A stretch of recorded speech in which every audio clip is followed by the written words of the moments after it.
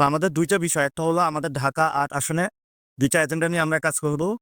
সেটা হলো শহীদ ওসমান হাদি ভাইয়ের যে হত্যাকাণ্ড হয়েছে, সেটার বিচার প্রক্রিয়া এখনো শেষ হয়নি। আমি আজকে শুরুতেই সরকার এবং তার যারা দায়িত্বশীল ব্যক্তিবর্গ রয়েছেন তাদের কাছে আবেদন জানাবো যে শহীদ ওসমান হাদি ভাইয়ের হত্যাকাণ্ড দ্রুত বিচার প্রক্রিয়া শুরু করুন এবং সাথে, সাথে আমাদের নির্বাচনী যে এজেন্ডা আছে এবং পরবর্তীতে যে এজেন্ডাগুলো সেগুলোর মধ্যে শহীদ ওসমান হাদি ভাইয়ের হত্যাকাণ্ডের বিচার প্রক্রিয়াটা নিয়ে আমাদের এজেন্ডা চলমান থাকবে। ২ নাম্বার বিষয় হলো আমরা শহীদ ওসমান হাদি ভাইয়ের যেমন হত্যাকাণ্ডের বিচার চাচ্ছি, তেমনিভাবে উনি একটি কথা বলেছিলেন যে ইনসাফের ঢাকা ৮ উনি গড়তে চান। আমাদের নির্বাচনী জায়গায় আমরা চাঁদাবাজি, সন্ত্রাস, দখলদারিত্বের বিরুদ্ধে ইনসাফের একটি বাংলাদেশ গড়তে চাই এবং এই প্রতিশ্রুতি নিয়ে কাজ করতে চাই, যাতে আমাদের মধ্য থেকে শহীদ ওসমান হাদি ভাইয়ের মতন আর কোনো ব্যক্তিকে, যারা বাংলাদেশের পক্ষের লোক, আধিপত্যবাদ বিরোধী লোক, এমন কোনো মানুষকে আমাদের মধ্য থেকে হারিয়ে যেতে না হয়।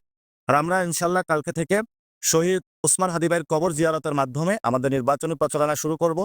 তবে আমরা এটা আগেও বলেছিলাম, আমরা কোনো পেশি শক্তি এবং টাকা নির্ভর যে রাজনীতি রয়েছে এবং যারা চাঁদাবাজি থেকে টাকা তুলে জনগণের মধ্যে টাকা বিলিয়ে পেশি শক্তির রাজনীতির মহড়া দিতে, আমরা সেই ধরনের কোনো রাজনীতি করতে চাই না। আমরা মনে করি গণ অভ্যুত্থানের পরে সুন্দর একটি প্রক্রিয়ার দিকে বাংলাদেশ যাচ্ছে, সেই প্রক্রিয়ার মধ্য দিয়ে আমরা আমাদের নির্বাচনে অংশগ্রহণ করব।